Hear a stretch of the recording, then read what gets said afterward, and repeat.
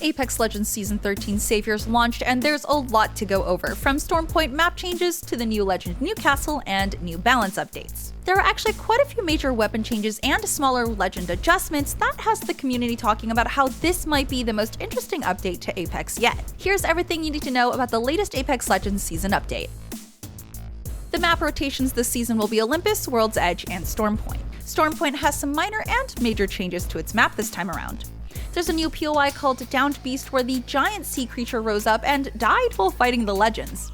Downed Beast is a high-tier loot location that connects to 3 other POIs: North Pad, Checkpoint, and the Mill. You can enter the sea creature's corpse, gross, to loot around or get cover from enemies, and the body provides several points of elevation since you can climb on top of the body as well, but also below if you like.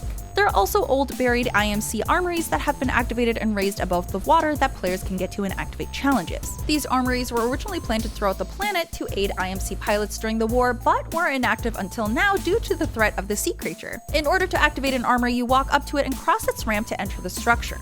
Once inside, you can activate it and it will draw the ramp inside so no one else can cross while you're in, and the armory will drop specters for you to fight. You have to fight waves of specters, and once you survive for 60 seconds, you'll receive high-tier loot that's specific to your loadout. You have to fight waves of specters, and once you survive for 60 seconds, you'll receive high-tier loot that's specific to your loadout.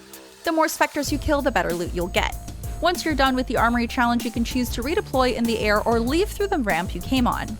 With this latest update, when you rotate and land out of bounds, you won't be able to use your Legend abilities. You also cannot use your weapons, throwables, heals, or mobile respawn beacons or heat shields.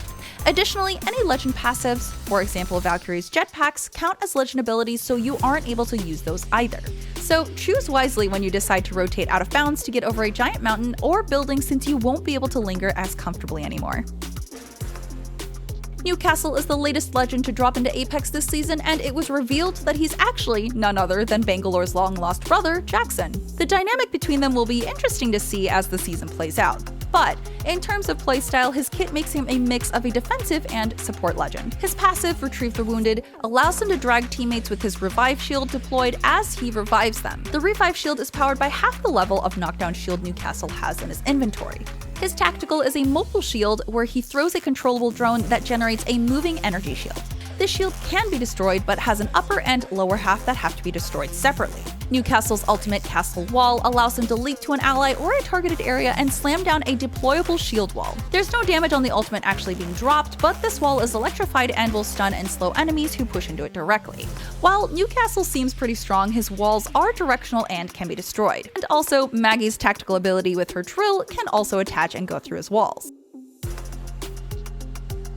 There are some major changes this season with weapons. In the crafting rotation, the flatline and longbow are now floor loot, and the Rampage and R301 are now crafter weapons only. This is going to increase the dropship landing locations in POIs where crafters are, since the R301 is a staple weapon most players use, and they'll want to craft it right away. The Spitfire is also back on ground loot, and the Mastiff is back in care package rotations with a slight buff in fire rate, Titan blast pattern, and 3 more points of damage per pellet. The Havoc's recoil has been slightly improved at the start of its windup, and the dual shell hop-up for the Mastiff has been removed from the loot pool. The Spitfire's damage was decreased from 19 to 18, the purple and gold mag capacity was dropped from 55 to 50, and crouched hipfire spread was increased, headshot damage was reduced, and the reload time was increased. Hopefully this keeps the Spitfire from being the dominating weapon again this season. One of the biggest gun changes is that the Kraber is getting a small nerf. The Kraber's headshot multiplier is now down from 3 to 2, and the damage has been reduced from 145 to 140. The Kraber has never ever been changed since Apex dropped, so this will be an interesting change to keep an eye on,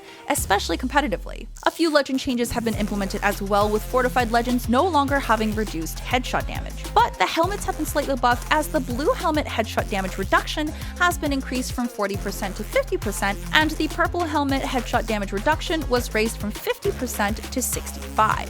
Rampart mains can rejoice, as our amped cover deploy time is a little bit faster now, and the cover health on deployment was increased from 45 to 120. Also, when Rampart uses Sheila, the spin-up time was decreased from 1.75 seconds to 1.25.